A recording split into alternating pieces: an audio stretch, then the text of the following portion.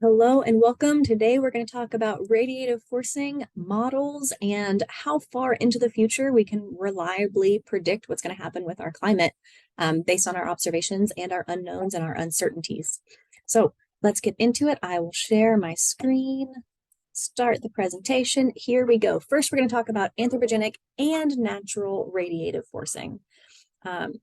First, though, we have to remind ourselves, what's radiative forcing? As a reminder, it is the net change in the energy balance of the Earth system due to some imposed perturbation. In other words, it's how much energy is added to a certain area on land based on some variable, right? Such as the input of greenhouse gases. And its units are in watts per square meter, watts measuring the energy, meter squared being the area. So how much energy is being put on a certain area of Earth's surface. Right? You might also hear me say something about the effective radiative forcing. This is just like radiative forcing, but it also takes into account the immediate domino effects, right? So the rapid adjustments that are going to take place in a domino effect. So how the clouds might affect the vegetation, might affect the water cycle, all of those immediate effects go into the effective radiative forcing.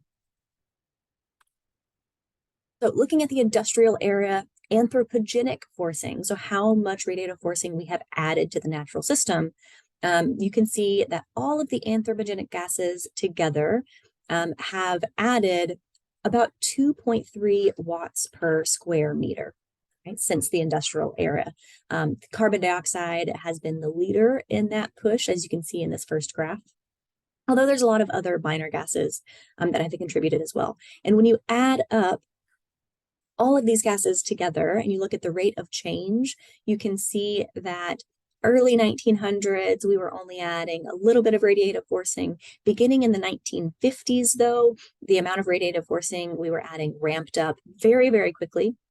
Once we started to recognize that climate change was a real problem, and we started to attempt to limit the amount of greenhouse gases that we were putting into the atmosphere, you can see that we stopped accelerating, or we did not, that was a bad way to put it. We stopped accelerating at such a quick rate, right? So the rate of change did go down in the early 2000s, which means that,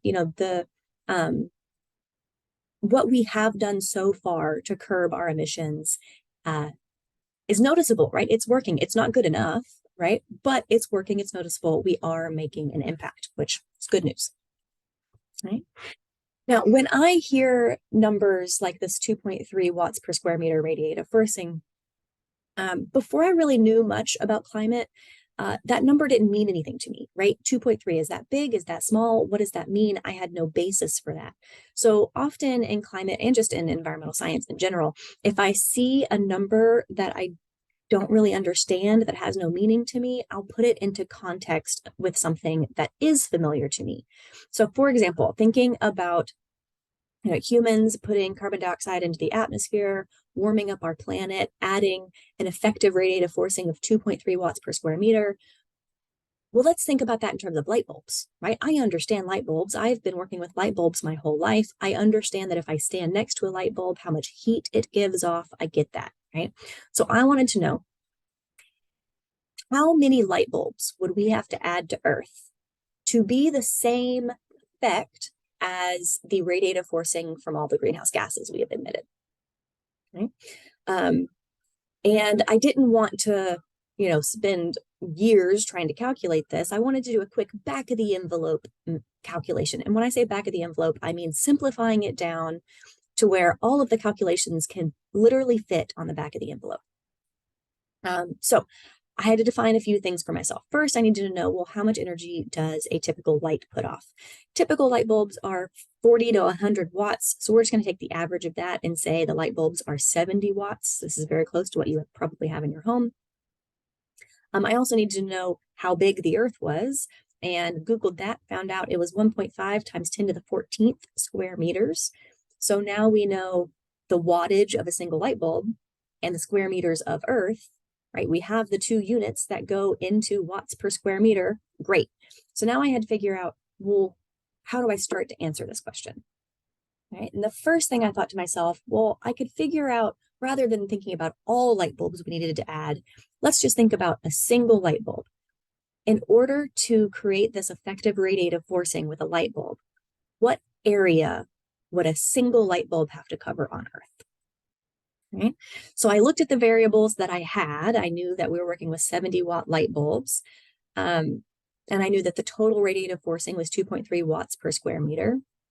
And I looked at those units and I asked myself, well, what would I need to do to those two numbers to come up with the answer that I want? And I know the answer needs to be in square meters because I'm curious, what area would one light bulb cover? So I let the units tell me what to do. And by looking at these units, I figured out I needed to divide. So it's 70 watts divided by 2.3 watts per square meter equals 30 meters squared.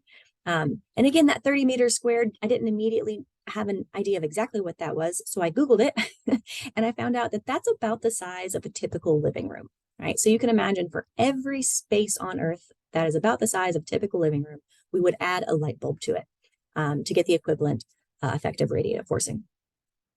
Now, if you just listen to me talk through this mathematical equation and you're a little lost, don't worry, that's totally okay. I think it's pretty hard to understand math logic if you're just listening rather than actually doing. And so in class, we will go through this equation again, and you will step by step figure out why I made these decisions that I made. Right. But notice that I still haven't answered the question, right? The question is how many light bulbs we have to add. And so far, I've just figured out how much area one light bulb would cover. So we have to do one more step. And that is, given this coverage, how many light bulbs would fit on Earth, right? Well, I know the size of Earth, and I know the area of each individual light bulb. So I divided those two numbers to figure out how many total light bulbs would be on Earth, and figured out it was 5 times 10 to the 12th, right? And I knew I needed to divide those two numbers because I wanted my final answer to be in total light bulbs, which means I had to cancel out those meters squared, right? So this means that the total anthropogenic effective radiative forcing is the equivalent of adding 5 trillion light bulbs to Earth. That is wild. Thinking about how much heat a single light bulb puts off, right? You can't touch a light bulb after it's been turned on for a while. I can notice when I walk into a room, I can tell if the lights have been on or off because the lights actually warm up the room, right? So adding 5 trillion light bulbs to Earth, that's a lot of effective radiative forcing that we've been adding. And if we think about this, right, we've added 2.3 watts per square meter now, but let's think about what's going to happen in the future. So we can look at the different RCP scenarios all the way from 8.5, think of that as the worst case scenario, or 2.6, the best case scenario, and see what will be the effective radiative forcing over the 21st century, which we know is dominated by carbon dioxide. And we see that even though today these scenarios are fairly close together, right? 8.5 is just a little bit than 2.6. If we project out into the future, RCP 8.5 will exceed 8 watts per square meter, while 2.6 will stay fairly constant and stay below 3 watts per square meter. So that's a huge difference. Why do you think there's such this huge difference as we go out into the future? Okay. Well, it's because of these feedback loops we've been talking about, right? Small changes can create a feedback loop, these positive feedback loops that just get bigger and bigger and bigger and bigger and bigger, right? The hotter it gets, the less ice we have, the less ice we have, the lower our albedo is, the lower our albedo is, the hotter it gets, and so on and so on and so on, which means that in these worst case scenarios, these feedback loops create more and more and more warming, which is why it's so important for us to make really drastic changes today, right? If we make drastic changes right now, then we can avoid the huge worst case scenario effects of radiative forcing by the end of the 21st century. But if we don't make these changes now, it's going to be much, much more difficult to bring down the effects of climate change.